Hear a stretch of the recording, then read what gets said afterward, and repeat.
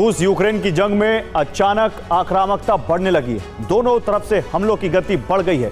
Ukraine काला सागर तक रूसी सैन्य ठिकानों को टारगेट बना रहा है, तो रूसी सेना ने यूक्रेन के शहरों पर बारूदी तूफान उठा दिया है। अब सवाल यह है कि आखिर ऐसा क्या हुआ, यूक्रेन किस रणनीति के तहत आगे बढ़ रहा है और पुतिन ने किस अभियान को गति देने का फैसला किया है। देखिए इसका जवाब इस रिपोर्ट में।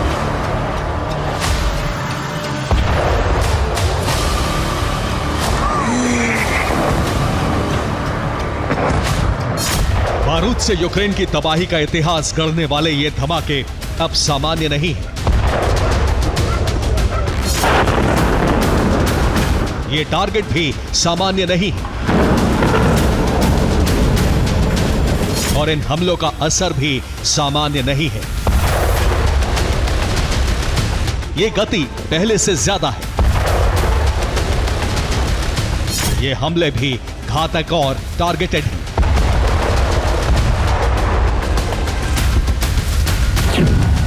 लेकिन सवाल यह है कि आखिर रूस की तरफ से हमले तेज हुए क्यों? क्या पुतिन ने यूक्रेन विनाश का मिशन शुरू कर दिया है या फिर यूक्रेन पर रूस के तेज हमले बदले की कार्रवाई है?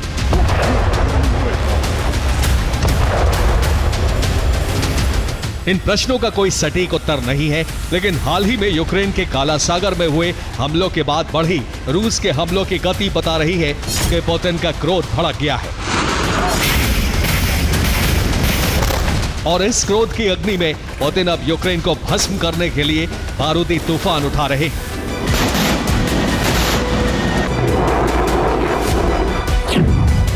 नष्ट हुआ रूसी युद्धपोत, भड़का पुतिन का क्रोध।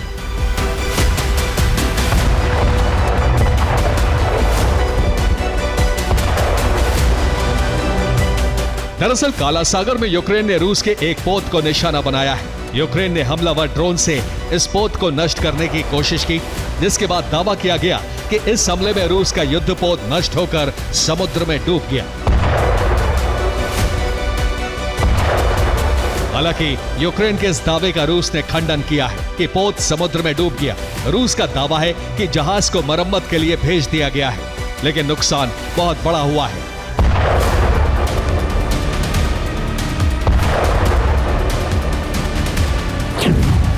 क्योंकि जिस जहाज को यूक्रेन ने टारगेट किया था वो MPS V07 वर्ग का बहुउद्देशीय पोत है। स्पासैटल इलिन नाम के इस पोत की कीमत $60 मिलियन यानी 5 अरब 29 करोड़ रुपए से भी ज्यादा है, जो diving complex, remote control device, side scan sonar और PER फैसिलिटी से लैस है।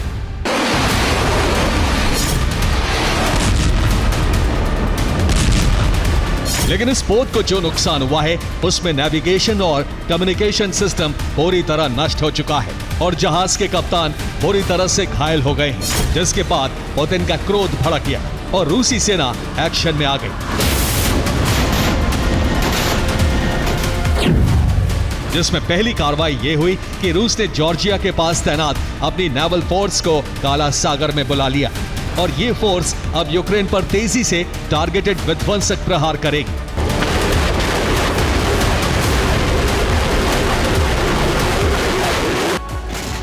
इसके अलावा रूस की ड्रोन यूनिट ने नेप्रोपेट्रोवस्क में यूक्रेन फोर्स की रोटेशन लाइन नष्ट कर दी है। रूसी ड्रोन अपनी पोजीशन बदल रहे यूक्रेनी सैनिकों को ही टारगेट बना रही है। हालांकि दावा यह भी है कि रूस के ड्रोन हमलों के बाद यूक्रेन में मर्सिनरीज का जमावड़ा लगने लगा है, जिन्हें अब रूसी सशस्त्र बल और ड्रोन यूनिट अपना शिकार बना रहे हैं, जिसका प्रमाण है साउथ डोनेट्स्क की दिशा में रूस की कार्रवाई, जहां अमेरिका के मैक्स प्रो आर्मर्ड व्हीकल्स नष्ट किए गए हैं और इस कार्रवाई को मोटराइज्ड राइफल ब्रिगेड के स्टॉर्म ट्रूपर्स ने अंजाम दिया है।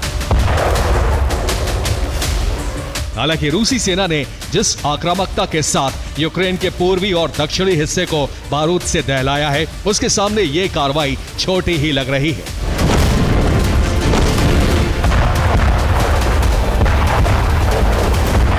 क्योंकि पुतिन के आदेश के तहत यूक्रेन में भीषण तबाही पर मोहर लगाई जा चुकी है।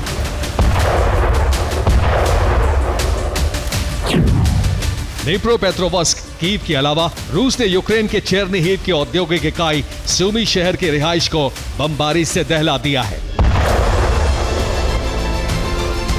इसमें सूबी के कैथेड्रल की तबाही का प्रमाण ये वीडियो है। इसमें टॉर्नेडो एस MLRS और ड्रोन के इस्तेमाल से BM-21 ग्रैड को नष्ट कर दिया गया। यही नहीं, कॉन्स्टेंटिनोवका के पास AFU की 33वीं ब्रिगेड पर भी फैब 250 से विध्वंसक कार्रवाई हुई। तो वहीं रूस ने अपनी कार्रवाई से डिप्रोपेट्रोवस्क क्षेत्र के सोस्नोवका की बस्ती पर नियंत्रण कर लिया है।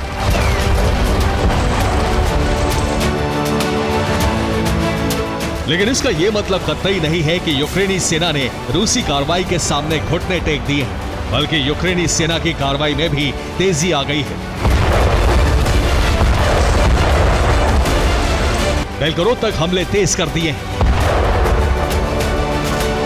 वहीं दूसरी तरफ ज़ेलेंस्की ने ज़ेपोरिज़िया की साजिश को भी अंजाम तक पहुंचाने की तैयारी शुरू कर दी है।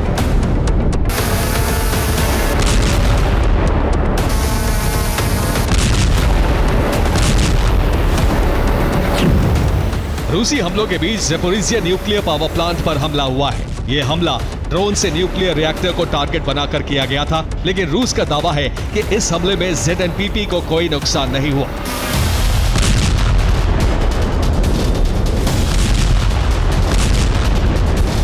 यानी ज़ेलेंस्की न्यूक्लियर हादसे को अंजाम देकर रूस को इसका दोषी बनाना चाहते हैं, जिसे रूस ने प्रमाणित करने की कोशिश की।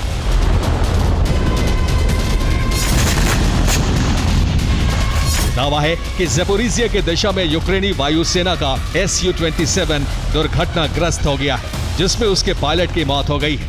यानी यूक्रेन खुद ZNPP को टारगेट बना रहा है। यही नहीं, दावा यह भी है कि यूक्रेनी सेना ने रूसी सेना की रसद लाइन को नष्ट कर दिया है।